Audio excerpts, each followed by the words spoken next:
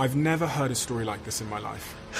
The story of drug trafficking, bribery, kidnapping, and even murder, which earned you the nickname of America's Dirtiest Cop. And I want to know everything. Okay, but let's just be clear. If you choose to have a conversation with me about this, you're going to hear things that you won't like. Jesus. Let me just say this. Being a New York cop was the greatest job in the world, but it's not built for somebody to come in and be the knight in shining armor. You're working minimum wage. Civilians are against you, and you're directly told not to make drug arrests. Why? Oh, because they got a budget to manage. And the average amount of overtime for one crack arrest was 18 hours.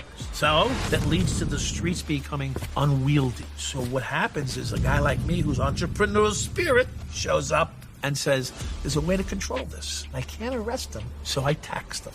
And that escalated. Greed is powerful, bro. But what happens then? You become God.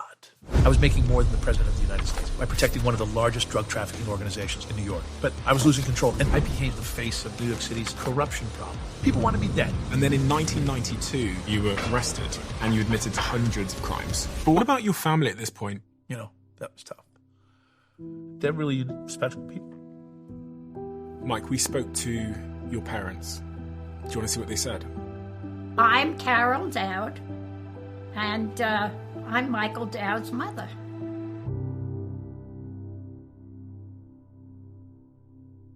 I find it incredibly fascinating that when we look at the back end of Spotify and Apple and our audio channels, the majority of people that watch this podcast haven't yet hit the follow button or the subscribe button, wherever you're listening to this. I would like to make a deal with you. If you could do me a huge favor and hit that subscribe button, I will work tirelessly from now until forever to make this show better and better and better and better. I can't tell you how much it helps when you hit that subscribe button. The show gets bigger, which means we can expand the production, bring in all the guests you want to see, and continue to doing this thing we love. If you could do me that small favor and hit the follow button wherever you're listening to this, that would mean the world to me. That is the only favor I will ever ask you.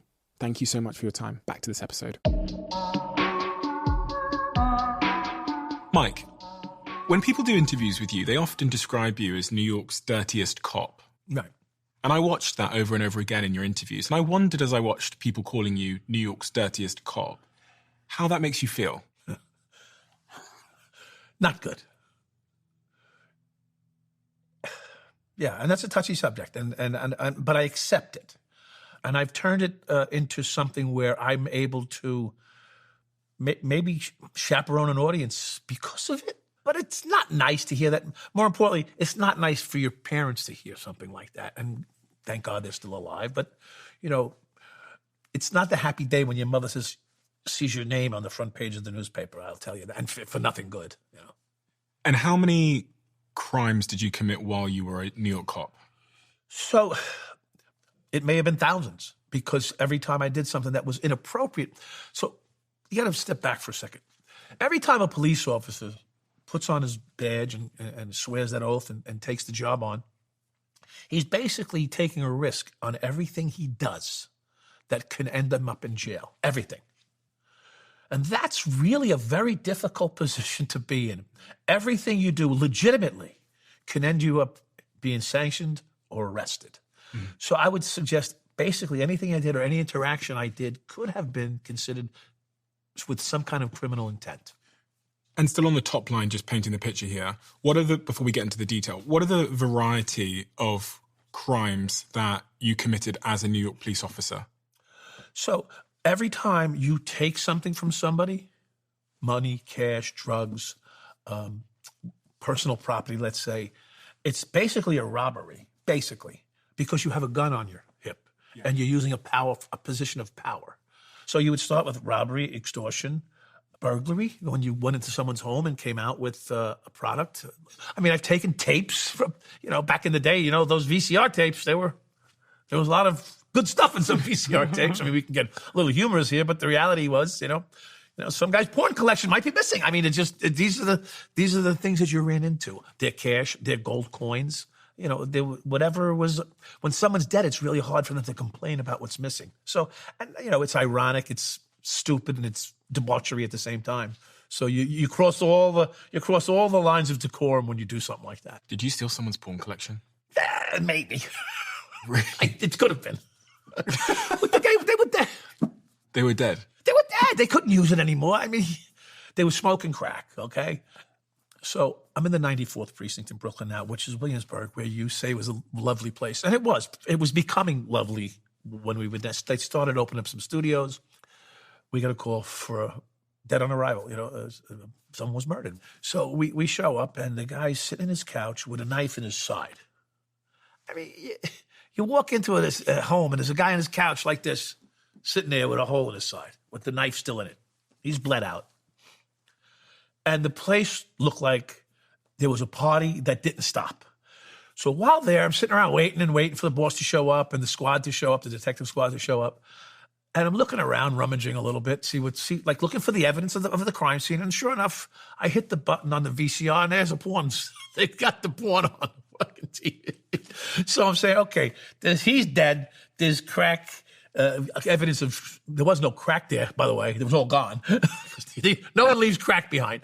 The cigarette smokes were, the ashes were piled out of the ashtrays, and there's beer bottles everywhere. So it's July. It's 100 degrees, and this apartment has no air conditioning in it. So what does any self-respecting 20-something-year-old man want at this point? Not the porn, per se, but the beer, right? So I'm looking around. Every beer bottle's empty. And right below the apartment is a bodega, right below it. Like upstairs is the dead guy, and downstairs is the bodega. So we go downstairs, and we tell the guy, listen, we're going to be upstairs for a couple hours. He hands us a 6-pack of Coors Light. You can't make the story up. We walk in, me and my partner, Tom, and in comes the detective. We each have a beer. We're sitting there bullshitting, waiting for the boss to show up. Boss walks in. She looks around. She goes, I want every beer bottle in here printed. She says, and in the refrigerator. Now, I just put the fucking 6-pack in the refrigerator when she walked in. So I'm going, now, picture this. They know I'm corrupt, okay? But they can't prove it. I'm on what you would call secret probation, even though I'm not on probation. They're watching me like a hawk. Mm. Now, I got a detective who's looking at me like, we just had a beer. Our fucking fingerprints are inside the refrigerator. And he's scared. I'm not. I mean, I'm going to take a hit, I guess, right? So I go, Sarge. She goes, what? In that refrigerator, there's a 6-pack of Coors Light. And my fingerprints are on the bottles in the refrigerator. She looks at me, she goes, of course it's you. She goes, of all the people in this fucking police department, it would be your fingerprints inside the refrigerator on a Coors Light bottle at a homicide scene. And there's only 4 homicides in this precinct this year, and you've been on 3 of them. You've been at the scene of 3 of them. So I go, yeah, it doesn't look too good, does it, son? She goes, I'm going to go downstairs.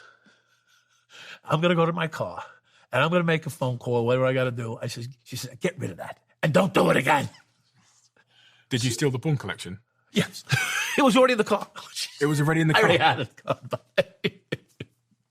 I mean, that's what he had. A knife in his belly and a porn collection. You didn't steal the knife? No, I couldn't. There was evidence. But you put his porn collection in your car? Yeah. Wow. And you do originally train to become an accountant and drop out because of a woman, right? Yes. And you wanted to follow her. So you end up joining the police academy in 1982, 21 years old. Right. And when you joined the police academy, did you do it because you wanted to be a police officer? And because you wanted to serve and defend? No. That's not why I joined. Why did you join? Because I wanted a job. Because you wanted a job. And so when you stood there and took that oath, right? Did you mean it? No. I mean, I guess. So the answer to if you say no, I mean that means that you have no concern or care. So it was an immature yes. So you take that oath, you don't really mean it. I'm embarrassed if I say I want to be truthful because I don't like to lie. I felt pride when I said it. Is that? Mm-hmm. So I felt full of pride when I said it. And as part of your training to become a police officer, you do some integrity training. Yes. Some like ethics training to make sure that police officers are like straight and narrow and understand So ethics. One of the things that I would suggest on that statement or that whole genre is it wasn't necessarily, we weren't necessarily trained on integrity or ethics. We were trained on, this is what would happen to you if.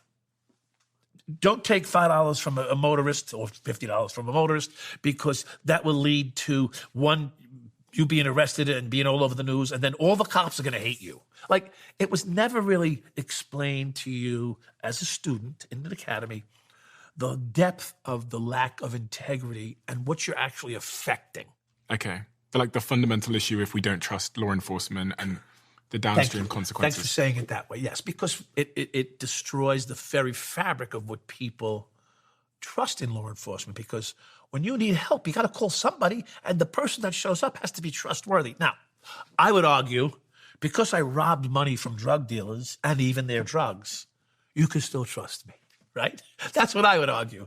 Because if you're not doing those things, essentially, you're safe with me, and I will give you the best police service that you ever asked for, and probably go above and beyond to help you. There was some kind of comment made at the end of your training by an internal affairs academy instructor, which basically said to be successful as a cop, don't follow these rules, the ethics rules that you were just given. So yes, so that wasn't the internal affairs officer that said that. That would be your academy instructor. Okay. Yeah. So, ironic, he said to me, us in the academy class, if you live by the rules that these guys espouse, internal affairs, you'll never make a successful cop. Just cover your ass. That was his words. Just cover your ass. What do they mean by that? Always have a reason, always have an excuse? Basically, you hit it on the head. Like, so, and have, if you have a partner, be on the same page. So let's say something was handled inappropriately. Maybe there was some excessive force used, which I'm not fond of, and nor am I in favor of. But there may be times where you might have given a guy an extra elbow. It happens. You know, you're mad, you spit in my face, I put the cuffs on you, I give you a shot. Do you hit the door on the way in? Sometimes. So as long as your partner and you have the story straight, you can pretty much, without these cameras today, get away with most things that are not unreasonable. And the police all kind of agree that they won't snitch on each other. That's the general rule. And it's called, I read this term, the blue wall of silence. Yes, right. So let's just be clear. The first person that's going to snitch on you is going to be a cop, okay? However, more chances than not, they try not to. And that's just the facts. Because what cop wants to go out on patrol knowing that if something goes down and it goes a little sideways from where it's supposed to go, let's say you and I were working together and you just told on me last week and now someone's pummeling you to death in the street, I have a chance to help you, or I can call for backup and wait, you know? So you don't want that relationship with me, right? I mean, we're trying to get home tonight. Yeah. So it really puts people in a very precarious position. Because you need those other cops for your own personal survival. So, correct. So you don't want to be snitching on other cops. Yeah. It's, you know, I mean, it's really not built, that position in this society is not built for somebody to come in and be the knight in shining armor and say, listen, Officer Dowd, that was not appropriate. I'm going to have to report you right now. Before he goes to report me, I'm going to either bludgeon him to death because now he's taking my livelihood away. He's taking the food off the table of my family. You don't look at it as like you're getting the guy in trouble. You look at it as you're taking a career, a livelihood, incarceration. I mean, these are the things that can happen. Like I said, the minute you put that badge on, and I didn't get to this, is the minute that the job is looking to take something from you. Like, think about that. A mechanic goes to work and they say, can you get 6 cars done today? I'll try. You got 6, and there's a bonus for you at the end of the day. A cop goes to work and they're looking to screw him the whole time. Who's looking to screw him? The department and the civilians. I didn't like the way he handled me. They make a complaint.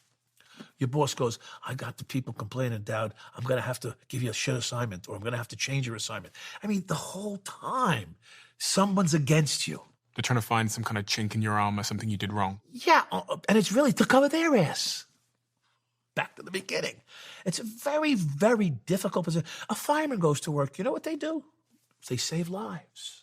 They put out fires. They eat a good meal. They have a great gym. No one's in there going, they have rules and decorum, but no one's going, we're looking to take you for this. We're looking to stripe you for that. The civilians aren't walking into a firehouse and going, I didn't like the way that truck backed out and the siren blasted and hurt my ears. They're going, yay, they're going to save someone's life. A cop shows up on the scene. He's going to give me a ticket. He's going to arrest my husband. My husband beat me and he doesn't believe me. I mean, it's such a grating position to be in. When we're thinking about the factors, the environmental factors that led you to make the decisions that you made, one of the big factors that I was looking into at the time was there was obviously this crack epidemic, but then it also seemed like the police at the time didn't actually want you to arrest people. Yes, that's correct. I saw some crazy stat, which I'm sure you'll be able to account for me, but in the sort of decade that you were a police officer, you didn't do that many arrests. No. How many? 43. You did what? 43 arrests. You did 43 arrests in how many years? Well, I mean, total 10 years, but yeah. So not all of that was patrol, but yeah. So it doesn't matter. I mean, I can make 43 arrests in a month, okay, if I really wanted to. If you weren't corrupt at that time, how many arrests do you think you probably should have made in those 10 years based on the crimes that you observed? 500. Okay. So about 90% of the things you should have arrested someone for, you didn't, Correct. roughly. Okay. And why weren't you making more arrests? You couldn't keep the police on patrol if they were making arrests. They were clogging up the system. The system would get so jammed up. The average amount of overtime for one crack arrest was 18 hours. You would be paid for that? Paid time and a half. Okay, so then the department has to pay you more money if you do an arrest. And then process the arrest. And they all get processed through the correction system. And they all get processed through the court system. I mean, you're talking 150,000 arrests a year in Brooklyn alone. That's a lot of numbers if you just keep cranking at it. And everybody's getting 18 hours overtime per arrest. And who's paying for all these arrests at the end of the day? Well, the city. The the people. city's paying. So the city don't want you to be arresting people? Oh, because they got a budget to manage. Were you ever directly told to stop arresting Yes. people? Yeah. How's this? You really didn't make a dent on it, and now there's 2 men off patrol. And then your next assignment was the desk. You're making arrests, causing a problem. Yeah. The city's paying for it. There's less police available, and the robberies, the murders, and the rapes in those communities were extremely high. They rather have them sell crack than people getting robbed and raped and murdered. Does that make sense? Of course it does. Yeah, so it's all incentives. I think if you look at any system, you'll understand why people behave they do if you understand the incentive structure. Right. And in your case, if you made more arrests of criminals, then the city would have both a bill because they had to pay cops overtime to take care of the admin work, but also they're going to have more cops off the street, which could also lead to more crime. More crime. Yes. So you were incentivized not to arrest people. Correct. Okay. So what does that lead to? That leads to the streets becoming unwieldy. There's no control. So what happens is a guy like me who's entrepreneurial spirit shows up and says, there's a way to control this. I tax these people or arrest them, one of the two, and I can't arrest them, so I tax them. And let's talk about that first experience of you taxing the first person, which I think was in 1983. Your starting salary when you joined the police was $18,000 a year, roughly. Yes. And you pulled someone over in 1983. Yes. And that's the first time... That's the first time there was a tax levied. That was the first time you committed a crime, I guess, as a police officer. No, but the first time that I committed an actual money crime, I would say. Yeah. How old are you at that point in 83? 23, 24, yeah. And that was basically, we called it a Puerto Rican mystery back then. I know that I'm famous for saying that, and people are, listen, that's what they called it, all right? Because the guy was from Puerto Rico, and he had no paperwork, no license, or anything like that. And he just bought the car. You'd pulled him over? Pulled him over, no plates. No plates, right. You just came here from Puerto Rico, you got a stack of hundreds in your bag, and I'm looking at him saying, you got like $2,000 worth of tickets, and I'm supposed to take your car from you. I said, but, I like lobster. Leave me enough money for a lobster lunch. This whole thing can go away. So the kid was quick on his feet. He left a couple $100 under my briefcase on the back seat. He got out, and I said, I don't want to ever see you again, unless you got some more lobster lunch money later. Of course, I didn't say that. And of course, I left that scene with the money, and I was very uncomfortable because it was the first time I actually solicited something like that. But it was sort of it's almost like I won something. As a cop, one of the things we saw in movies back then is cops getting like sexual favors because they're cops. Yeah. Did that happen? I would say it was available, and I've took some advantage of it. But there was some. Yeah, there was some. I mean, that's like you're driving by in a police car, and a girl says hello, and you go and you go fuck her. I mean, is that like a benefit of the job, or is that your promiscuity? Did you ever do that while working? Yes, that's my biggest sin in the world. I got laid while working in the car. Yes. Wow. It's not just in movies. The lights and siren only went off once. Really? That was from the blowjob. It wasn't from the girl's ass hit the fucking buzzer. I'm like, what the fuck? The big back. It's 3 a.m. You hit the buzzer. I'm in the back of a courtyard of a 9-story building. Your boss, your sergeant, around that time, did he know that you were doing things like this? Not then. No. But shortly thereafter, there would be a situation where my sergeant, it was a murder scene, dead kid, 20-year-old, shot in the head, and there was a marijuana spot. There's money, there's drugs, I mean, listen, it's overwhelming when you'll come across these things, and there's a dead body there, and you're entrusted to handle all this stuff, and you're broke. Mm. And so I took a little thin stack of hundreds and put it in my pocket. Turned out it was like $600. And as the crime scene was being processed, in walks my sergeant, Sergeant James Otto. He says, "Is this it?" Like 2-3 pounds of marijuana, which is like this much marijuana. It's a fucking big pile of shit. And I don't know, it was like, $1,500 in cash stacked all over here. He goes, "Is this it?" I go, "Yeah." I go, but I felt like he was asking me too much. So, well, I did have this, and I take out a thin stack of hundreds. And he goes, "Oh, anything else?" I go, "No, that's it." I said, I didn't want it to get full of blood. Later on that night, I run into him at a choir practice, they would call it. He went out bullshitting, having a couple beers. I said, "Sarge, let me ask you a question. What if," and I say, and I come across money, and he said, "What if I kept that 600? He goes, "I was annoyed that you gave it to me." Like, just picture the moment. You're 20-something years old, you're broke. You're coming to work. You're surviving. You're in survival mode. You're out having a couple of beers with your buddies, and your boss, who's got 20 years on the job at this point, so he actually could retire if he wanted to, and he says to you, "If I don't see it, it's yours." He says, "But let me know so you can throw me something later on." It was like the whole vision of this thing changed at that moment. It's basically saying, if you get there, it's yours. Take what you can before I get there, because I don't want to witness it, because I don't want to have to witness it. Mm-hmm. Was he taking money? Well, he'd say no, but clearly he was indicating that it's good, just don't let me see it. When you reflect on that scene that you arrived at, you said there was a 20-year-old man that was dead. Yeah. Did seeing those scenes ever bother you? Initially, my first DOA was my first day. Guy jumped off a building and landed on his head. That bothered me because the family showed up. It was horrific. And I got to hold the family back and don't touch him because it could be a murder. We don't know. We don't know why he's dead. It's a crime scene, essentially. I began to see people shot, stabbed. You have a total disconnect, like really quickly. The first shooting I was at was doing a midnight shift, and the guys were doing a burglary of a car. They were stealing tires and tire irons. And I said, "Hey, we should stop these guys." And my buddy Sal's like, "Nah," my partner, "Nah, let them go. It's late." Someone flags us down. "Hey, this guy's trying to steal tires off a car." So now I said, "Look, we got civilians complaining about the same people that we should have just tossed."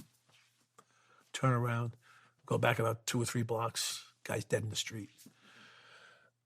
And I see a tire iron. So I said to the people, were they carrying a jack or a tire iron? And they go, "Yeah." They point over to the street where the tire iron was for taking the wheels off a car. This guy could have shot us. Like he's dead. It could have been us. Or if we did toss this guy, he could not be dead. So when you come that close to death itself, your survival instincts give you an ability to disconnect fairly quickly from those types of scenes. Did you ever show up to a scene where you saw someone dead or dying and feel sad? Yes.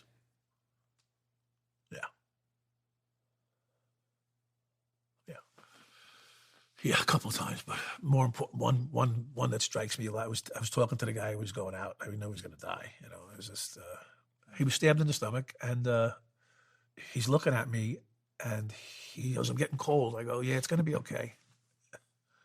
He says, "I'm getting cold, officer." I said, "Oh, you're going to be okay. We're going to get you to the hospital." You know, the ambulance showed up like 5 minutes later, and he was barely conscious when he got in the ambulance, and he wasn't going to make it, and he died. And it was sad because I couldn't do anything for him. I'm like. You saw a lot of stuff. Why did that affect you? I felt bad because I was talking to him, knowing he's going to die. Like, and one other time I felt really bad. Some guy who was, I guess he was getting laid. Young guy, big, heavy set, strong, powerful black guy. His wife is like, I looked at her. She goes, I'm like, I could tell it was a sexual thing. They had sex, and the fucking guy was like 35 years old. And he was either dead or dying. He had a heart attack. And I wanted to give him CPR. But it would have been my first actual CPR case, you know. And the 2 cops I was working with go, "No, don't worry about it. Go get the ambulance." Don't worry about it. Yeah, he's going to be okay. Don't worry about it. Go get the ambulance. And I'm like, shouldn't we do CPR? No. You go outside. I was the kid. I was the rookie. And these 2 old-timers were like, "Don't worry about it. It's going to be all right. Go outside and direct the ambulance in." Like 2 minutes later, the ambulance showed up. They started CPR on the guy, and he died. To not render aid when you think you can make a difference, that hurts. Why did they tell you not to render aid to him? I don't know. I don't know why. They didn't tell me why, you know. And it was very disheartening because I think I could have helped save the guy. But what am I going to do? Wrestle with these guys? And, you know, they go get they're in charge. Senior cop on the scene is in charge. At some point, you started actually dealing drugs. Yeah. How did you start getting into drugs? When was that eureka moment that you realized that you could sell drugs? My partner at the time took some home out of the blue. And he came back and handed me a couple $100 one day. I said, "What's that for?" He goes, "That shit we've been throwing out is cocaine. We ain't throwing it out no more. I got somebody that wants it." So he's bringing me cash. I was like, okay, well, it ain't that bad. I mean, for me, it was like, I didn't see it. I didn't do it. So I was okay with it. And then it becomes like anything else. It softens the blow for the next step. And eventually I would lead to me just whatever dope I found, I would take. And if I couldn't find it, I'd see one of the drug dealers and say, "Give me something," or "Give me something for discount." I mean, you become a market maker at that point. Did you stop buying it to sell it from these drug dealers? At some points, I started buying it, yeah. How bad did it get with the drug dealing when you were a cop? Because it almost sounds like you've, at this point, given up being a cop, enforcing the law. So it's a dichotomy, right? Because I put the uniform on, I go to work. And if you are not in the drug business, you're going to get a good police officer. From my perspective, you may never say that, you may never agree with it, but if you had a car accident and you needed a police officer to take the report, bring you to a hospital, I would do all the arrangements, do the best I could. If you had gotten robbed, I would do the report, I'd take you to a hospital if you were injured. You know, whatever I needed, I responded like a proper police officer. But if you were in the drug business, you were mine. You were mine. Simple. I mean, how else can I say it? What do you mean by you were mine? You were mine. I owned you. In what regard? In every regard. Whatever I wanted, you were mine. You could take their drugs. Whatever I wanted. Your car if I wanted it. Did you ever take someone's car? I didn't have to. A guy gave me one. What else? Whatever. Coats, jackets, gold, whatever. Chains. What was your biggest heist as a police officer? They weren't that large. I'd say 40 to 50,000 at one time, which back then was good money. You know, you're talking about 2 years' salary. You know, yeah. If you're on like $20,000-$30,000, whatever is your salary, getting 40,000 is doubled my salary, tripled my salary. Yeah, that year. Things like that come along. You know, so there was opportunities. So you would call that a score, right? Opposed to an ongoing thing, because like. Boom, it's there. It's a one hit and a wonder and it's over. Every job in East New York 9 out of 10 was involved with drugs. You're exposed to it. It's your choice on how you deal with it. You're the boss. You are the boss. You show up, you're the boss. Were your colleagues around you doing the same? The accurate answer is some were. The best description is you would never know. You would never know. I might because I know what's going on. But if you were a cop that was not involved, you would never know. So the good cops wouldn't know that it was happening? They wouldn't know. Because I'm not going to tell you. Now, if you happen to say something to me that hey, wait a minute, something went down there, I'd say, and what do you want to do about it? You want in? I'll tell you a funny story. Ready? We go to the scene. I don't want to describe it because it's lengthy. Long story short, the cops show up. We're the cops, but the cops show up behind us. And they go, oh, that's Dowd and his partner. Leave them alone. And they turn around and they walk away. So the officers knew, just I don't want to see what they're doing because then I'm culpable or responsible for what they're doing. And that's how it became. And what were you doing at that scene? Cocaine and heroin. My partner wanted the guns. I said, what are you going to do with the guns? There's money. This is money. That's a gun. And people were dead. So the guns may be connected to the crime. So just...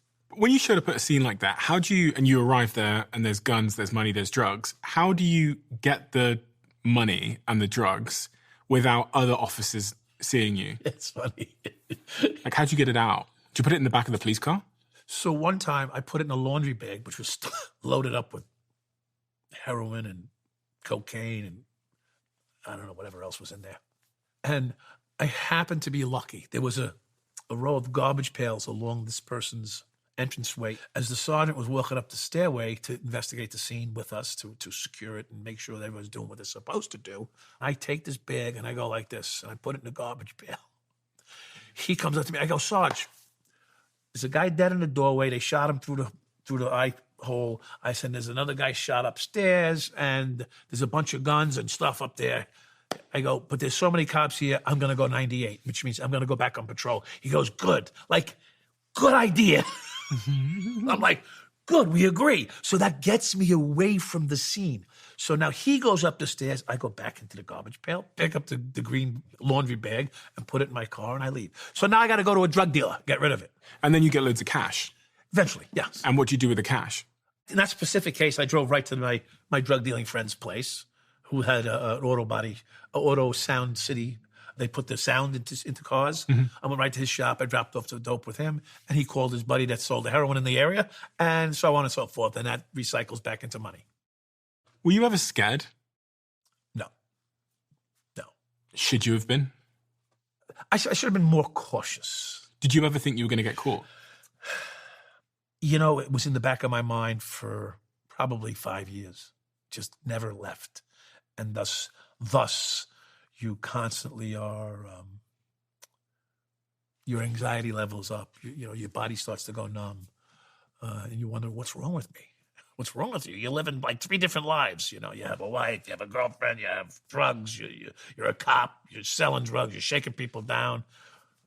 Everything's just fine. No, it's never good. Do you have a wife and a girlfriend? Yeah, most of the time. And you have kids? At that time, 1. And did anybody know what you were doing at home? I would lay that up to her. But the mink coats and the new cars and the trips around the world, you don't do them on a cop's salary. But you never said it? She knew. Enough. And did she ever give you advice about what you were doing? Stop. That's what she said? Stop. I don't need this. I'd rather have you. Imagine that. That's a nice feeling in a way, right? I'd rather have you and sleep under a bridge. That's what she said? Yeah. Your ex-wife? Yeah. And why didn't you stop? Can't. You can't? You can't. You can't stop that. It's not that easy to stop that. I read the story that someone, a lieutenant, had put a complaint against you for a trivial matter, and you retaliated by reporting them to Internal Affairs for being in a drug house. And then this sort of led to a situation where you received death threats over the phone from that lieutenant. Yeah, I'm working in Coney Island. I was sent to Coney Island to get away from East New York because they knew I was hot. I mean, the story's so big and deep, it's just crazy. The bottom line with him was I end up in a dispute with him somehow. He's a cop. Cop, yeah. And he had a Mercedes-Benz, 380 or something, Mercedes-Benz, whatever it was. His license plate on the back of his car said, B. Scott. Less than a month later, about 3 weeks later, I'm out in Long Island, and there's the car. There's only one B. Scott, all right, in New York plate. And I pulled over, and I said to my wife at the time, I said, get a good look at this guy. And he went up into a crack house. There was only one crack house in the whole neighborhood, and that was it. He went up into it, and then he came out. So I left. I went home, and I spoke to my neighbor, who was my wife's uncle, who was a detective in the 102 squad, with 28 years on the job at the time. I said, listen, I want to talk to you. He goes, what's up? I told him the story, the scenario. And he goes, listen, Mike, anything but drugs. You got to turn him in. It was hard for me to do this because now I'm turning on a guy that I know was involved in drugs, and I know what I had done previously. So I call and turn on. They were at my house in 45 minutes. Like, hello? I mean, at my house. I live 45 minutes from them. They were at my house in 45 minutes. They do an interview with me. Long story short, they put a lineup in front of me. I picked the guy out. So later on, within a week or so, I'm getting phone calls to my house at 2, 3 in the morning. But it's every day. It's going on every day for about a month's length of time. So finally I go, what do you want, bro? Enough is enough. I'm fucking your wife every time you go to work. I'm fucking her. No. Oh, really? Yeah, she gets off the train in Long Island Railroad, and I pick her up, I bring her home, and I fuck her. Oh, okay, thank you very much. I said, well, why don't you come by and we'll straighten it out right here, you and me. He goes, why don't I put a bullet in your fucking head while you're standing there in front of the window? So he could see you? I don't know. Did you plot to kill him? No. Why would I plot to kill this guy? Well, because it sounds like he wants to kill you. Well, that's different now. But I didn't, because I didn't know who it was. It took me years to figure out who it was. But in the interim, I ran into him again. I essentially arrested him without arresting him. I gave him summonses, which is an arrest in a way. And he was so pissed off. He made a complaint against me, and he was at this point he was suspended. Oh, so he was a civilian when you He was suspended. He was an officer on suspension. Okay. And he was suspended for being the gun in a drug case in Harlem. He was the collector in Harlem for a drug organization. It turns out. What's a collector? He was the strongman. So if you owed money to a drug organization, he went out and collected it. Oh, okay. So he was a police officer who had a job collecting money for a drug organization in Harlem. You met a guy called Baron Perez. Yes. Who's Baron Perez? Baron Perez is the guy who owns Auto Sound City at the time. He was what you call a middleman in any deal in Brooklyn. So he ran a car shop, which was a front for a cocaine. He was not a front. He had been a legitimate business. But in his business would be all the dealers in Brooklyn would come in. And is that where you met La Compañía? Yes. What is La Compañía? La Compañía was a Dominican drug organization that ran small nickel and dime spots throughout the city, lots of them, like dozens of them. And they were basically based out of bodegas. And you were a cop at the time when you met them? Yes. And they're one of the most powerful drug organizations in New York City at the time? At the time, yes. But they were street level mostly. They had their own organizational structure, but they dealt with all the street level bodegas. And at the time, you're getting paid $600 a week as a cop. No, every 2 weeks. Every 2 weeks as a cop. So you're making $300 a week as a cop. Right. And this drug gang offer you how much money to protect them? They didn't offer me anything. I told them if they wanted protection, it was $8,000 a week. And what did they say when you said that? We'll pay it. So they paid you $8,000 a week, this drug gang? For the first week. And then they were shorted me $700.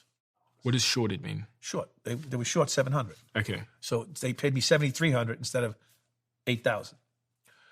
So I told them I need the rest of the money. The deal is a deal. And they said, we're not paying you. But we're done. So then I threatened them and I shut their business down. I parked police cars in front of their business for a week and they put a hit on me. What does it mean when someone puts a hit on you as a police officer? What does that mean? They suggest to anybody that is willing to shoot and kill this cop, they'll pay them. And how did you find out that this drug gang have put a hit on you? Well, because Baron Perez knows everybody in the city, in the drug business, because he does their cars. He said, there's a hit on you. He said, by La Compañía. I said, okay. I went out that same day. I saw his car. I never met the guy in my life, but I knew his car. La Compañía, the boss. I pulled him over. He didn't know who I was. I told him, license, registration. I just threw the papers back in his lap. I said, you put a hit on me? He turned as white as that pen, because now I'm standing over him, and he's sitting down in a little tiny Renault. He's looking up at me. I said, if you want to put a hit on me, why don't we'll clear it up right here. I'll let you get out of the car, and we'll do 10-pace walk-off. You turn around, I'll turn around, and we'll shoot it out. Did you mean that? I meant it, every word of it. You don't say something you don't mean when you talk about guns and weapons. What if he said yes? It was on. I wasn't going to not let him. Were you not scared? I'm crazy. I don't know. I didn't think of fear. I always thought I was going to win. What did he say? No. I said, well, you take the hit off. My pager went off 20 minutes later, and he said, the hit's off. I don't want to do any more business with you. There was the $700. Please leave us alone. So you got your $700 in the end? Yeah. And that was the end of your relationship with them? With La Compañía, correct. At some point after that, you met a guy called Adam Diaz. Correct. Who is a much bigger Dominican drug dealer. Correct. Adam was, 2-3 levels above them. He was like the guy that gets to 1,500 kilos and distributes it out. And he's making $1 million a week, and he's selling, $50 million a year in cocaine? Correct, yeah. How did you come to meet him, and what was the arrangement? Through Baron, the same way I met La Compañía. Through that car shop? Yes, correct. Then we had a nice sit down, him and I. We had a discussion. I said, if you want to talk to me, you bring $24,000 in cash. I don't know why I didn't say 25. So he agrees he wants to talk to you? Yeah. And what does he say in that meeting? He agrees to the meeting? meeting. We sit down, and I explain to him what I can do. What can you do? Nothing, really, but I make it up. What did you say? I said I can surveil your buildings and your locations, and if I know of any impending raids, I could give you a heads up. I said, but one thing I did say to him, and I'll say it to the camera, if anybody gets hurt, I'm giving myself and you up. I said, because that's not what this is about. We agreed to the terms. I'll do what I can for you. I said, I can't promise you anything, but I will do what I will do for you is the best that I can. So, Diaz started paying me $8,000 a week. Listen, I'm now making $8,000 a week, split it with my partner, who didn't deserve any of it, but whatever. And, it was more than the president of the United States at the time. That's a pretty powerful feeling for a civil servant cop. So you couldn't really do anything for him? Very little. You could do very little for him, but you promised him a lot. Yes. And I actually performed for him. So he originally paid you $24,000 for the conversation. Just for the conversation. Correct. And then he paid you $8,000 a week. Yes. Wow. And there was a particular time where you did actually save him some money. More than once, yes. I probably was involved with him at this point for about 3 or 4 weeks. I was able to pick off a pending raid that I didn't know they were going into his store. But I knew there was a raid going to happen. So I walked into the store, picked up 2 Heinekens, walked up to the counter, opened up the Heinekens, and told the guy behind, I didn't know the guy behind the counter. I go, shut it down. Shut it down. He looks at me. I go, shut it down. He don't know me. I don't know him, but he knows. I walked outside, and I say within an hour and a half, they were hit with a team of 30, 40 narcotics detectives. And I don't think they found a gram of salt in the place. And there was another occasion where you saved Adam Diaz. Well, that's when they got the robbery with Coke and Franklin. So Franklin and Coke were the local bandits. They robbed all the drug dealers because they were just straight up killers. They didn't care. And they went to his spot. And they're not going to kill you if they don't have to, if you give up the shit. So the kid walked him upstairs. Elvis was his name. Walked him upstairs to the apartment with all the drugs and all the money in it. And they gave as much as they could up. And someone called 911. And I hit Mach 1 right down there. And I pulled out. It was the first car on the scene. I jumped out. And Elvis is telling me, yeah, they just robbed us. So I shut it down. We're on the scene. No further. I think it's a 90 X-ray, which means it's unfounded. So that would stop the police approaching the location. Basically, I have the scene closed down. There's a guy upstairs. The cops are upstairs taking shit out, like cash and drugs. The thieves couldn't get it all. There was just too much. I go, what are you guys doing? This is crazy how this happens. They go, I go, listen, do you have a search warrant to go in that house? The young cop. I'm a senior guy at the scene. They go, No. I go, so what are you doing? And you can't just go in there and take the shit out. Technically, you can't, but you can because it's an exigent circumstance. You're allowed. So they got bags of cocaine and money. So I got the cops to put the cocaine and the money back in the fucking house. Don't ask me how, but they did it. A quick word about our sponsor, LinkedIn. Money and time are two of the most valuable resources in business, as you'll know. And when used in the right way, they create monumental shifts, but when mismanaged, they hold you back. And this is especially true when it comes to B2B marketing. If your team is spending time and money trying to reach your target audience without any clear plan on how to actually guarantee this, well, I can guarantee you're probably stumbling around in the dark. With LinkedIn ads, you can kill the guesswork and specifically target buyers by job title, industry, seniority, skill, even company revenue. With a network of over 1 billion professionals, you'll find the decision makers, industry leaders, and executives who actually have the power to buy. So if you want to get your business in front of your target audience, visit linkedin.com/diary. And if you do that, you'll get a $100 credit just for being part of the Diary of a CEO community. Claim yours right now at linkedin.com/diary. Terms and conditions apply. One of your friends, when you were a cop, was called Officer Venable. And he was shot in the head by associates at La Compañía. And you were the first cop to arrive on the scene of Officer Venable, who later died in hospital. Correct. And you said that you had a lot of guilt over it. Yes. Well, because it's just the whole thing. I was involved in drugs in East New York, and I was involved in protecting drug organizations.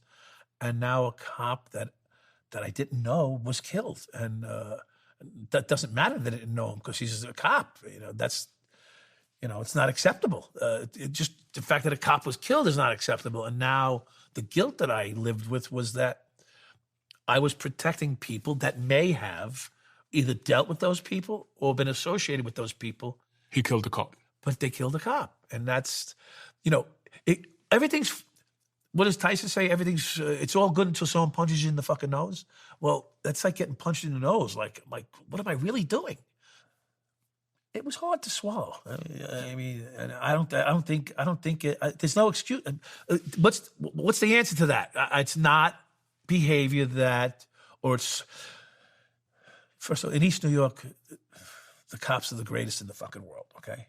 They dealt with the worst scenarios that mankind can present. And at that point, no cop had ever been killed in East New York. Some have been shot, some have been injured, but no on-duty police officer had been killed ever in East New York to that day. It's almost like I was connected to it. And so it was tough. It was tough on me as a human being, never mind as a cop that was doing wrong. I mean, we allowed them to stay in business. Even though there was little you could do, the fact that you knew what they were doing and the fact that you partook in some of the spoils of it, you feel that you're directly connected and responsible. When you say you feel bad, how did that manifest, like, literally and specifically? Well, I would say that that's when I really took that turn into drugs and alcohol more deeply. And that's when I ended up probably 3 to 6 months later, I ended up in a rehab. About 6 months later, I ended up in rehab. Were you depressed? What a cop does, what I did, was I would go in my bathroom, close the door, and read the paper and cry. Now, I don't deserve any sympathy for that. It was my way of letting go of all the guilt I was living with throughout my career as a cop. You go in your bathroom, read the newspaper, and cry. Yeah. Just because it was it was a way to release all the built up, I don't know what the proper word is for this at this point, stress, anxiety, guilt. Because I knew my internal strife about what I was doing was wrong, I was not able to publicly grieve. I'm really feeling bad right now. What do I do? I robbed drug dealers and I sold some cocaine, and now there's a cop dead as a result of cocaine. Who do I tell that to? It's my own prison. And at this time, you were on drugs as well. You were taking alcohol and drugs at this point, yeah. Also, you were losing your marriage. Correct. I want to be accurate on the reason I went. Even in spite of losing my marriage and my kids and my house, it wasn't the driving force. The driving force was I was going to lose my job. That was the driving force. At this point, I didn't want to lose the job. I'd rather leave the job on my own terms than lose the job. Who had you become?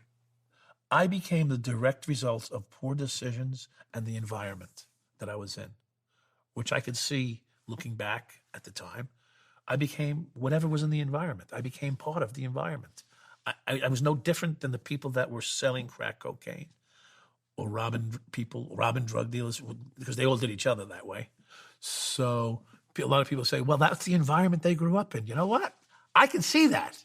So I can relate to that, you know. It doesn't excuse the behavior. We all know that. There's no excuse to the behavior, but I became the environment I was living in. If I'd asked your wife at the time, what's Mike like as a human, what would she have said to me at that point when she probably would have said he's a lost soul and an asshole. I wasn't a nice. You become God. Like, you get the God complex. Like, you feel indestructible. But you see yourself declining. Like, it's the weirdest thing in the world. You know you're going down a rabbit hole, but the whole time you have this false armor on. What's the rabbit hole you were going down? Drugs, alcohol, women, violence. You know, violence is coming. You know, I mean, you're turning into a violent potential killing machine. I was going to become the exact thing that you would have said you don't belong on the street ever in your life again.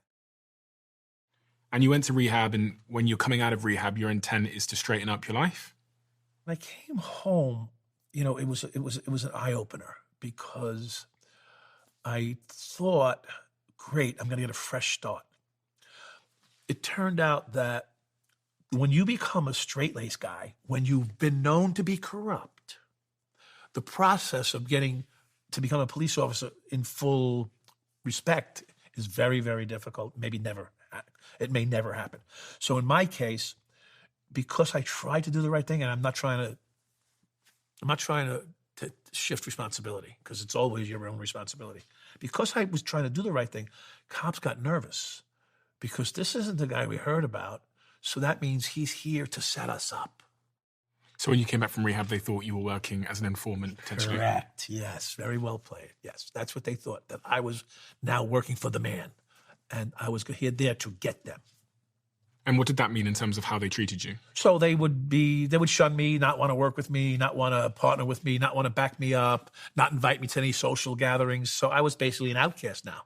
I went from being the guy that ran shit to an outcast. And what did that mean for you as a cop? Well, it meant that you were isolated. Yeah. And that you had no camaraderie. You didn't have the reason that you enjoyed being a cop, because you had brotherhood, camaraderie, safety, protection, like any organization that you belong to, you know? And I basically didn't have that anymore. And that affected me in my decision-making going forward from there. So I just couldn't stay stopped. It's like being an alcoholic. You can stop, but you got to stay stopped. How long were you in rehab for? 2 years. You were in rehab for 2 years? Yeah. Not locked away in rehab, but on what they call modified assignment for 2 years. Okay. And you tried to resign/retire from the police on disability at one point? Well, I was hoping that they would offer it. Right. Yeah. Messages were being dropped. This guy's no good. And they're going to arrest him soon if he continues on. You know, the words to me were, you're going out one way or the other, and it's not through disability. You're either getting arrested or fired. Someone looking at the story would probably go, why didn't you, if you knew that they were onto you, if you knew that they were investigating you, following you for months and months and months, why didn't you just stop?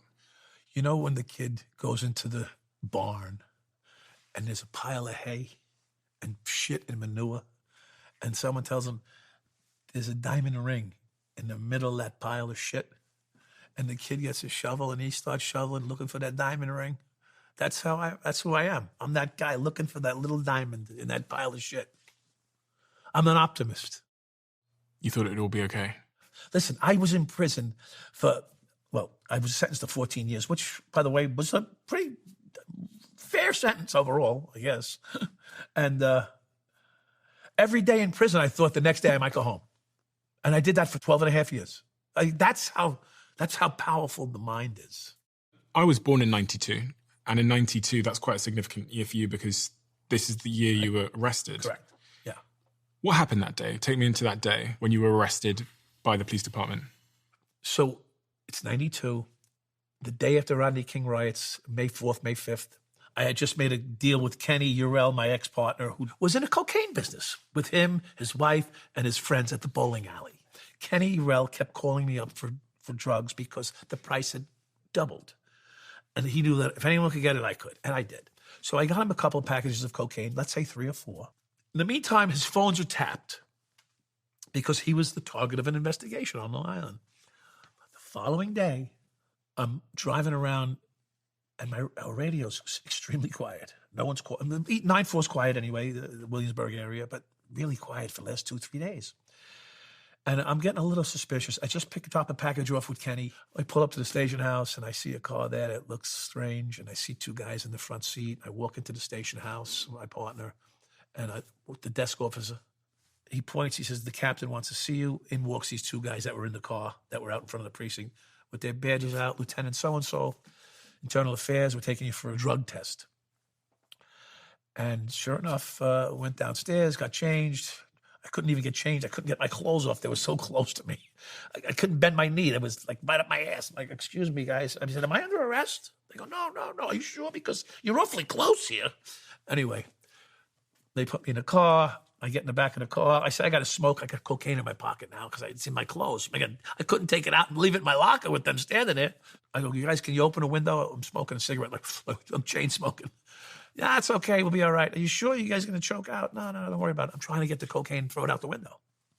Anyway, they pull up to Left Rack City, and there's probably 60 cops, sergeants, lieutenants, captains, and inspectors, all of them, lined up with their brass on, all in uniform. I'm like, what the fuck is this? For a drug test? A little strange. I get out of the car. I go, I can't dump it here. They're I can't even dump the coke. So I get upstairs to 16th floor, and there's the lieutenant who's been waiting for me for years. He goes, Dowd, how are you? I go, good, sir. How are you? He goes, good. He hands me the cup to go take a piss. I had just done a bump and a vodka, so I knew I was hit. I turn around and walks my mother's cousin from Suffolk County Police Department and says, Mr. Dowd, you're under arrest for conspiracy to distribute narcotics. So did you think you were going to jail for the rest of your life at that point? I didn't even think a week. I didn't think a day. I think I'm going to make bail. I'm going to beat the charge. That's how I'm thinking. How did it feel when you got arrested? It was the biggest moment of relief. You know, you asked about life-changing, lowest points. This was the best feeling in the world, almost. Like, I was like, finally, it's over. It's finally over. I can go on with my life somehow. I didn't know it would take almost 15 years, well, even more when you think about probation and all that other shit. You were relieved? When I was going to work every day, I was going to work with anxiety and fear. I no longer had to have that fear. It was gone. Of course, I didn't know what I would be facing. I figured this would work out. Like, that's how I thought. You know, when you say you're going to work with anxiety and fear, earlier on you said you weren't scared of being arrested. I wasn't scared of being arrested. I was afraid of ruining my life. Okay. And living a double life, I'm lying to my wife, I'm lying to my family, I'm lying to the department, I'm lying to myself, I'm lying to my young child, 2 children at this point. Everything's a lie. So there's anxiety and fear in that. The fear of arrest really never entered my mind. It's funny when you describe being arrested and you reference it almost like it was your moment of freedom. I still do today, yeah. It was the best thing that ever happened to me. If I could capsulize, put that in a bottle, the peace I had at that moment, I could probably live in that peace my entire life and wish for that peace. The peace that comes over you when that pressure comes off your life, because I no longer have to live a lie. Obviously, most people can't relate because they've never been in such a situation where they've been arrested. But I think to some degree, people can relate with the feeling of living a life that's inauthentic to them and then something happening which forces them to course correct. Yeah. I mean, some people kill themselves. Yeah. Other people overcome it and become the better version of themselves. Either they make lemonade out of the lemons or they go on to become ruinous. So, And I told you, I'm looking for that diamond in a pile of shit. So to me, it was freedom. How old's your child now, your son? I have two. My oldest son is, he'll be turning 40. And my younger son is 33 or 4. So what advice, based on your experience in that moment, would you give to your kids about living an authentic life and lying? So and you'll know this from life itself, it's easier to tell the truth in the end than it is to lie, because you have to remember the lies every day and live with the pressure of being uncovered. So accept the hard knocks that come along with living honestly, and you'll turn out to be a better person. So part of my lesson is, if you don't have any bumps in the road of life, you really don't know that much about life, right? You have to learn how to overcome adversity. So go ahead, live a good life, do the best you can. And if there comes a point where you want to, let's say, experiment with something or take risks, just accept the consequences. If you're going to stick up a bank, there's going to be consequences, maybe. Mm. And if there isn't any consequences, it's going to haunt you. There will eventually be a consequence. There's always a consequence. Everything has a cost. I think about that just in day-to-day interactions, that it's like, it's easier to have the difficult conversation now versus avoiding it, and then it becomes an even more difficult situation.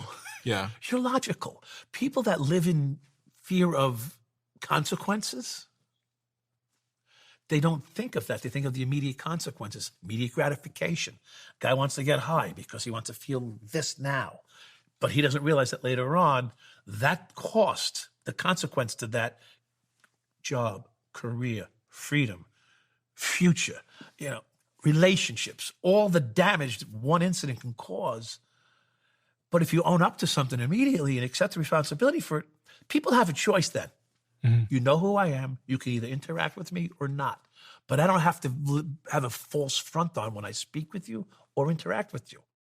That must be quite a challenge still for you today, because you now go on podcasts, you interview, talk about what happened in your life, and there's a lot of things that you did that are hard to say, but you're also battling with this new reality of being honest about everything. Yes.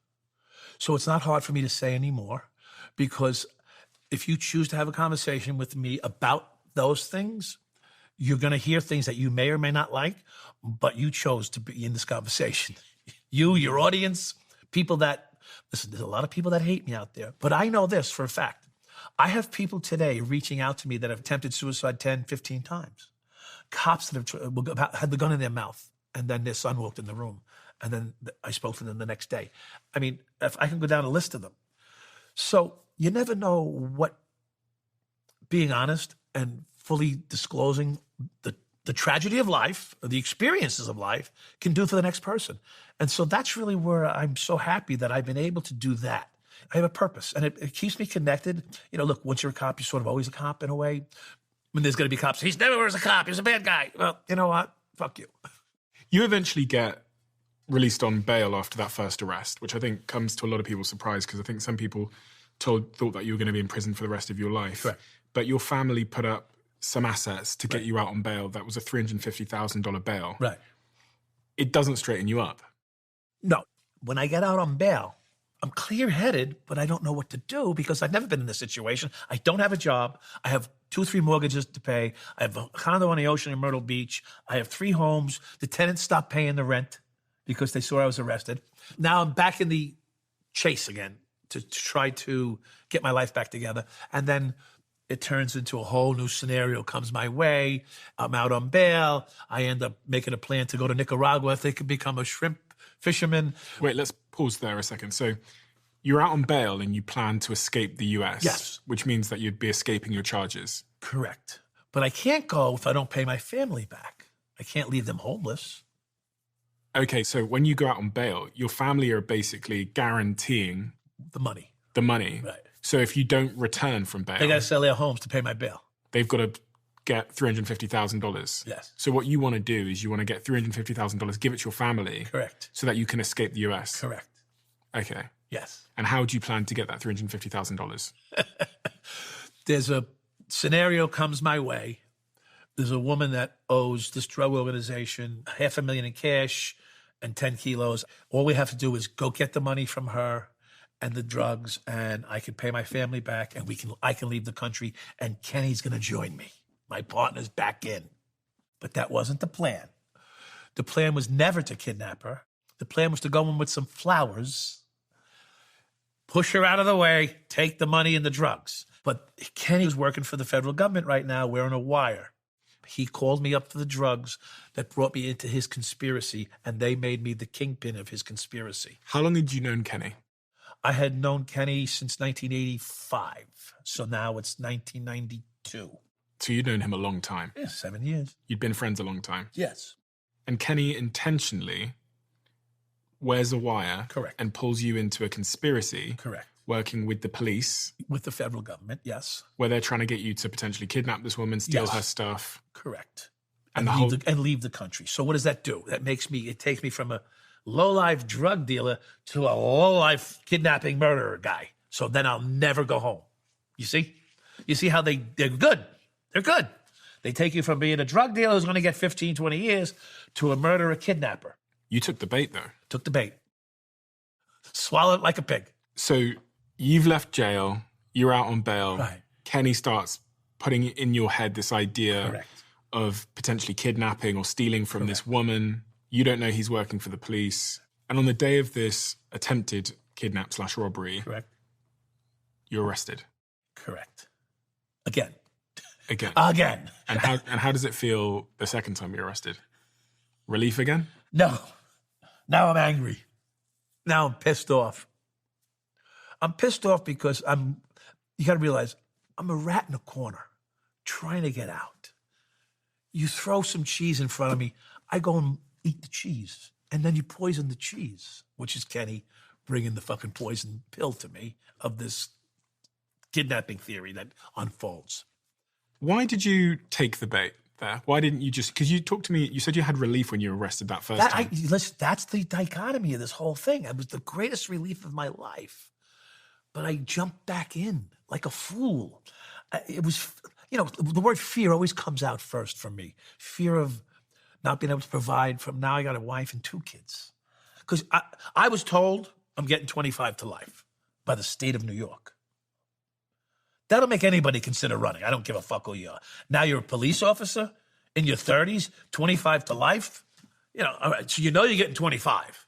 So maybe 30. So now I'm 30-something years old. If I get out at 60, maybe, if I live through it, I'm looking to go. Bottom line. Now, whatever opportunity comes along, I'm looking to hit on it, whatever I can do. So I'm like that fish, they dangle that bait. Eventually, that fish is going to bite that hook. What happens to the bail? Do your family get to keep their money? Yes, because I got arrested. Eventually, you're convicted of racketeering, which is basically an organized crime scheme, and conspiracy to distribute narcotics. Right. You served 12 years and 5 months in prison. Yeah. That day you went to prison, if I'd asked you, how long do you think you're going to be here, what would you have said? So when I was sitting there waiting to get sentenced, I'm thinking I'm going to get 7, 8 years. And sure enough, she was firm and gave me what she thought I deserved. Mr. Dowd, that's 168 months. So I'm going, what the fuck's 168 months? And she knew it. She goes, that's 14 years. How did you feel when you heard that? I was devastated. You don't know how you're going to react. I was pissed and devastated, and I got to survive this. Like, now you go right into survival mode. I got to survive this. And how am I going to do that? People often think if you're like a cop and you get sent to prison, that you're going to have a really hard time. You are. Did you have a hard time? Yeah. But I was fortunate enough that, I went to prison as basically a racketeer, right? So, and I worked with the Dominican drug gangs. 30% of the population is Dominican/Puerto Rican/drug dealers in that realm. Then you have your street peddlers, which wouldn't be the same level. And then you have your white-collar guys and your bank robbers. So I was a cop sentenced to prison. I wasn't sentenced to prison as a police officer for violating human rights, for beating and abusing individuals. Yeah. I was sent to prison for doing what everybody else in there was doing. So the landing was a little bit different for me. Now, don't say it was not easy. I didn't have people opening a welcome mat for me. But there were some people that were kind, and that helped made my bid go well. No matter where I am in the world, it seems like everyone is drinking matcha. And there's a good chance that that matcha you're drinking is made by a company that I've invested more than 7 figures in, who are a sponsor of this podcast called Perfect Ted. Because they're the brand used globally by cafes like Blank Street Coffee and Joe and the Juice and many, many more. Not only can you get Perfect Ted matcha in cafes, but you can now also make it at home. Much cheaper. In seconds, using our flavoured matcha powders that I have here in front of me. Perfect Ted matcha is ceremonial grade and sourced from Japan. It is smooth, it is naturally sweet, not like those bitter grassy matchas that I tried before Perfect Ted. And if you are one of those people that have told yourself you don't like matcha, it's probably because you haven't tried our Perfect Ted matcha. And you can find Perfect Ted matcha in the UK in Tesco, Sainsbury's, Holland and Barrett and in Waitrose, or Albert Heijn if you're in the Netherlands, and on Amazon in the USA, or get the full range online at perfectted.com. You can get 40% off your first order using code DIARY40. What about your family at this point? Your mum and dad? Right. Okay. Just watch your head. Yes. Okay. I'm Carol Dowd, and I'm Michael Dowd's mother. Well, I remember being in court. I only went to court once, and that was the day of sentencing. And when they said the amount of days he would be away, it didn't like hit my mind, right? Because it was in days, it wasn't in years, and somebody says that could be 15 years. And we tried to deal with it the best we could. Everything was going smooth in our lives, and then all of a sudden, this hit. When I saw him, I guess my first reaction was, I love him, but I want to just reach in through the bars that between us and say, what did you do this for? Well, I can only imagine. Yeah. The emotions that must go through your head when you find out something like that. Yeah, it's terrible. Believe me, it's terrible, especially when you think you're dealing with something else. You're dealing with a kid who was honest and reliable and smart and good. Absolutely shocked. I was angry, very angry at him. How could you do this? That type of thing. She took 8 months to come see me. 8 months? Yeah. And then she finally came and she didn't want to let me go. That was tough. She went to church every day. 12 years.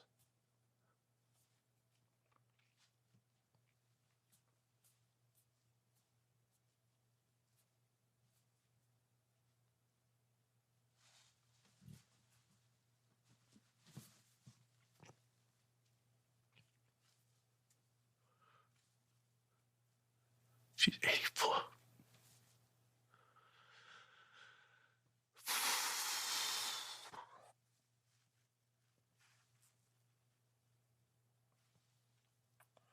That's tough.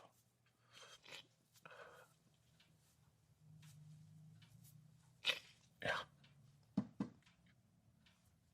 Okay. Why do you think that moved him so much? I don't think he ever really sits back and thinks about the other people. The other people in his life, his father, his mother, his family. It was all about him. It wasn't about anybody else around him. How does that make you feel when you see him? It made me feel glad that he felt sorry. Because he never really says this in front of us, but it made me feel glad that he remembered that I went to church and prayed for him. He had good parents, believe me, and I don't know why this happened to him. He was a skinny little kid on the corner with a police uniform on, and the authority, I guess, went to his head. I'm not sure. She's always Mom was always the weather vane of what's right and wrong, right? I fought with my mother my whole fucking life. Because she always kept me on track, tried. Bastards. Yeah, she's tough. She's still tough.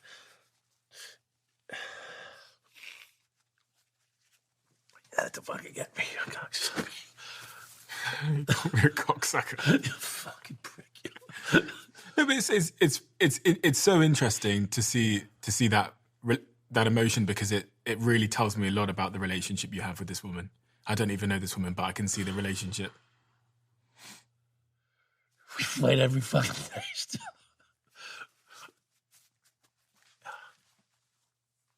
My father leaves the room when we get to...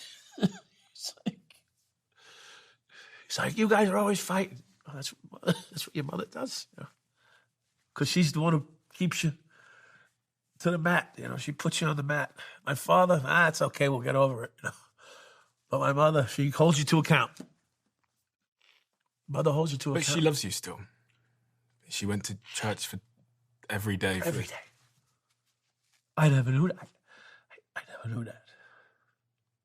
I only found that out like a year ago. I'm hoping 20 years. She only told me that about a year ago. What? Why does that move you so much to find that out? She went to church every day when you were in jail. Because my mother's not very lovey-dovey. I am. She's not. And because my father was, But, when you're raised by... My mother was raised by nuns, very cold and calculating. You never knew she had a heart. I mean, for someone to go to church every fucking day... They must really love you. I guess it speaks for itself.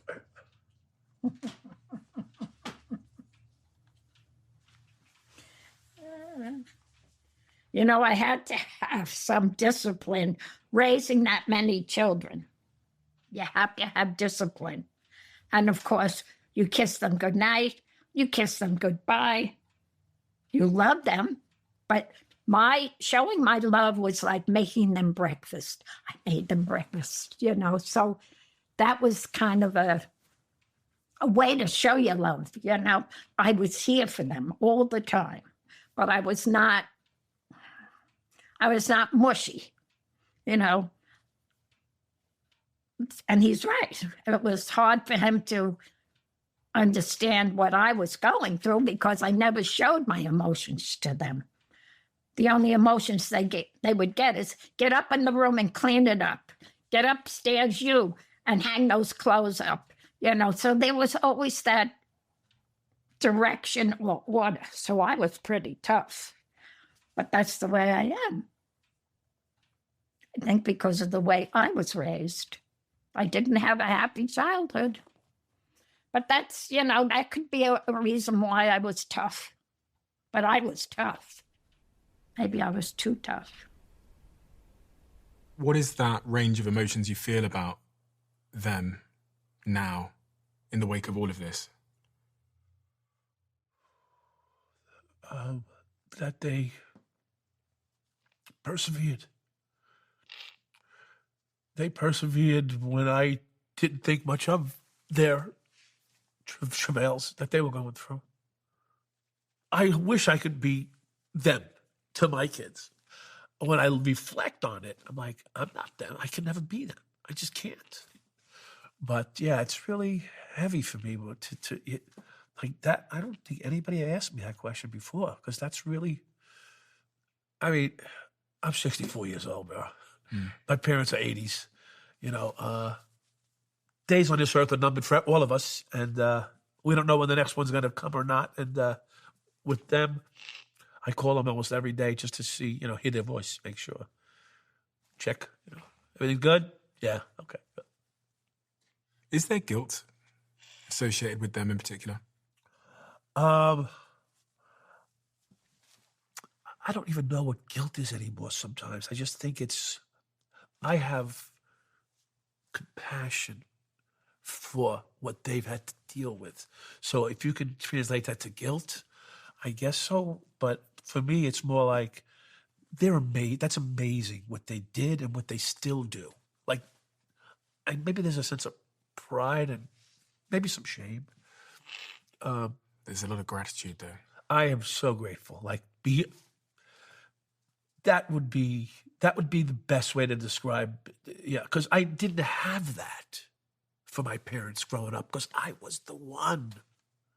I was the star. I was going to bring my family someplace. Mm-hmm. And in the end, it came back to the people that I was always told not to be. Like, don't be like Dad, be somebody else. You know, my mother, she came from a broken home. Don't be like your mother, be like somebody else. But these are the perfect people. It all comes back to them, really, if you think about it. Without them, I'd be inside, you know. Because you left jail after 13 odd years. When you were 43 years old, yeah. you left. Yeah, I'm going to say I was 44, actually, when I stepped out the door, yeah. So you stepped out the door at 44 years old, yeah. And you went back home? Yes. Right?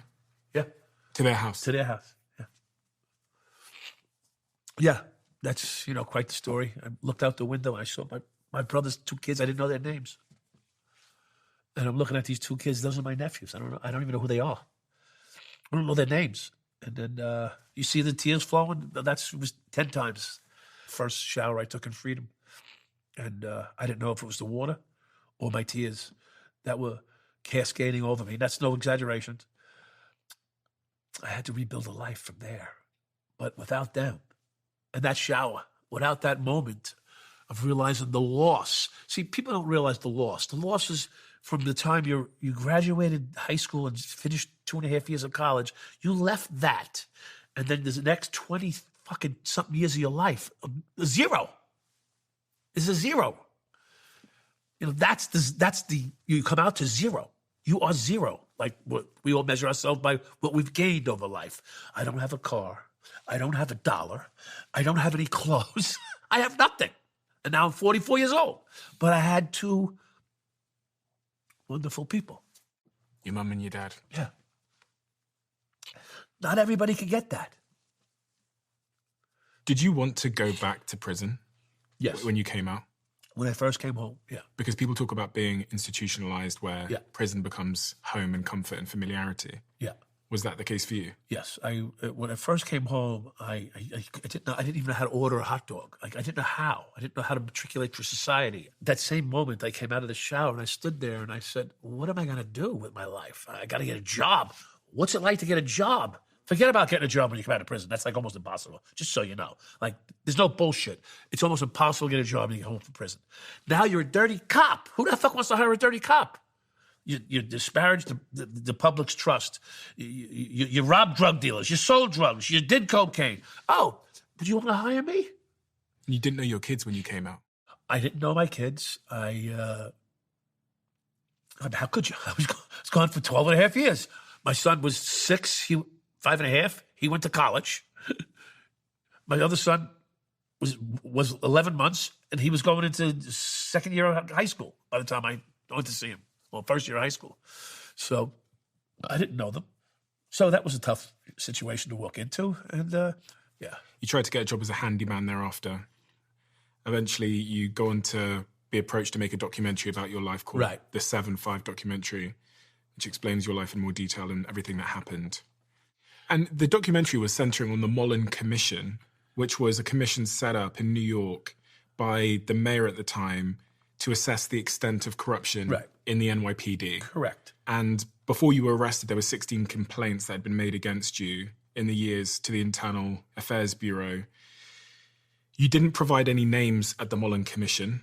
You said at the time, if I speak before your commission, a lot of cops are going to commit suicide. Yes, that's correct. And during those hearings at that commission, you admitted to hundreds of crimes, but later you said it's probably more like thousands, and you explained the context of that. Correct. And in that commission, you admitted that both police and drug dealers were your employees, and as a result of this commission, 200 officers were arrested for drug trafficking. Correct. So that commission was a huge moment back in 1992 where things really... Yeah, the commission actually took place in 93, but yes, in association to my arrest, yes. And that was 10 years ago, roughly? Yes, so that was 2015, 16? Yeah.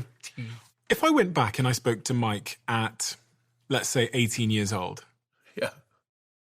What was like the most important thing that he needed to hear that he didn't hear? What would you, if you could teleport back now and whisper in his ear, what would you say to him?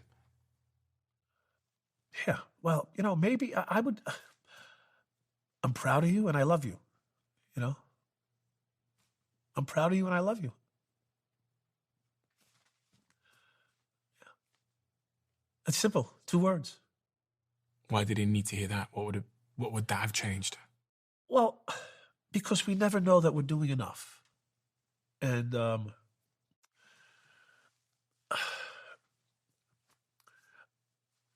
to be full of pride can be damaging. But for others to be proud of you, like you wonder, what did I do that would give you that gives you a sense of pride on my behalf? Let's say, like, why would you be proud of me? Well, because I like the way you handle people. You go out of your way, which is both showing love, and it's a reason for you friends to be proud. I'm proud of Mike. Why? Because he sacrifices of himself for others. Like that's sort of in my nature, I guess, to begin with. Did you feel like anyone was proud of you at that age? Honestly. You're getting back to my mother, okay? You get me back to my mother stuff. And I've always been seeking my mother's approval. For some reason. My dad was always pretty proud of me, And do you think that if someone had said that to you at 18 years old, that they're proud of you, that they loved you, do you think it's likely that you wouldn't have made the decisions you then went on to make? I think, so one time hearing that would do nothing for anybody. But if that's what you felt. To feel that and to be constantly reassured, I think that could make some significant changes in any person. Because as I'm thinking it through, I've always was seeking my mother's approval. I mean, every problem I ever fucking had with a woman, I would always profess I don't have my mother's approval. Somehow it would come out. I'm disappointing my mother. Mm. And that never had left me. I think now I'm okay. My mom and I are pretty cool. When she told me she was praying for me every day, I'm like, I didn't even think you liked me. Mm. So yeah. So does this corruption still go on in the police department? Yeah. Oh, it's massive. So it's still happening now? It's massive. It's just everything changes, but it's still corruption. And so when I was a corrupt police officer, the corruption was at the lower level because it was a street level corruption. Today, it's all up at the top, and it's plenty of it. It's all about big budgets and money, power. Do you think they'll always Listen, they had the girl bend over and get taken up the ass. Excuse me. The police chief did what? Grabbed the lube from his location, bent the girl over the couch, and fucked her in the ass. Recently? Yes. And he was paying her for it. On overtime. Who was this? This was a sex worker or? This is a fucking lieutenant. Oh, so the chief was having sex with the lieutenant? Yeah, because she needed money to pay her bills. Oh, okay. Okay. He gave her $200,000 in overtime pay. This is what goes on. That's the corruption that goes on today. Do you think there's still drug corruption going on with drugs and drug dealers and stuff like that? Not to the extent that it was. No, but there's always some. It's always. Here's how it's today. Corruption is today hit and miss, scores, opportunity. There's no systematic corruption today. There may be a few. But very few. When you say scores, you mean cops showing up at somewhere, finding something and taking it. Like that would be the corruption you would run in today more than anything else. In that kind of level of corruption, but systematic corruption of the bureaucracy itself is massive. What was the most you how much money you made in a day? You said it was 40,000. 40,000. Yeah. And was that the? The funny thing is, I could have made 150,000 if Diaz said I should have took the money from the robbery where they left the money behind. He said you should have took that money. At least I know someone would have got it. Yeah. Instead, the cops got it. Wow. Yeah. So I mean, listen. There's 1,000 stories in that city.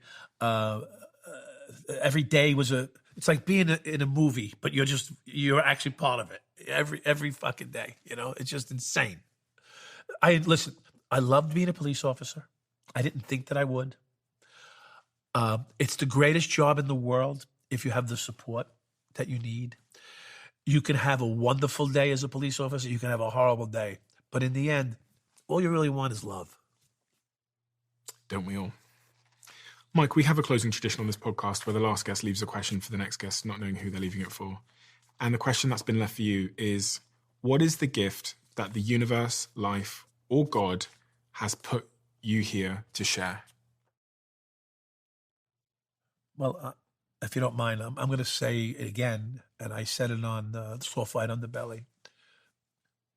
Just everybody needs more love. Just love. Just love each other. Listen. Just listen to your friends. Listen to your neighbors. Just listen. Patient. Love. Why? You'll find that we have more in common than we don't. Mike, thank you. It's been an absolute pleasure speaking to you. And I mean, what an incredible life you have lived. Incredible isn't a very intentional word there, because you're right. It does sound like it's a movie, effectively. It sounds like some of the stories that you've told and the things you've been through are unthinkable. But in the context of the human side of everything you've shared, it also makes sense. You know, we go through experiences in our lives and we can kind of take one or two routes. And that experience you went through, the love you did or didn't have, the words that went said or unsaid, can take any of us in any direction. And even me sat here today, there were moments in my early life where I remember a friend turning around to me and saying to me one day, he said, "You're either going to be a millionaire or a criminal."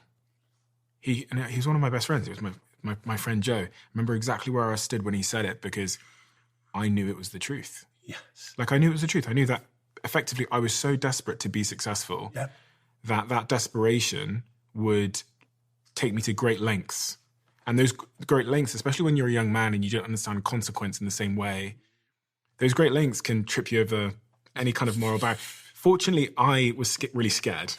So I was like scared of... That's a lesson. Yes. Yeah, I was. And there was early parts of my career where I was offered opportunities to go in a certain direction, especially when I dropped out of university. And they explained to me, you know, the situation.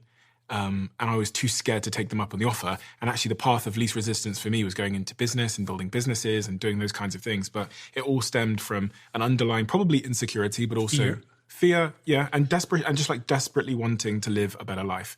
And kind of like what you said about your parents, desperately wanting to be more, you know?